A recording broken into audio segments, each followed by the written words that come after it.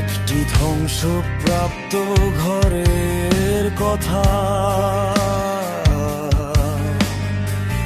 যেখানে এক ব্যক্তি এবং তার চিন্তা ভাবনা একাই বসবাস করত। সে বাঁচার চেষ্টা করেছিল, কোনো প্রচেষ্টা দেখানো হয়নি। সে ধীরে ধীরে বাড়িতে ফিরে যাওয়ার পথ খুঁজছে।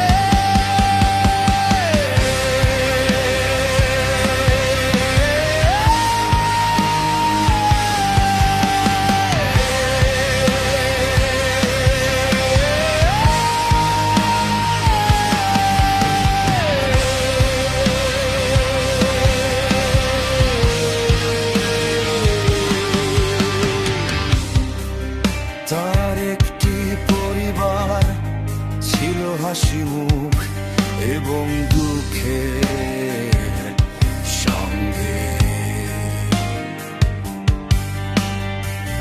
তারা কখনো তার হতাশা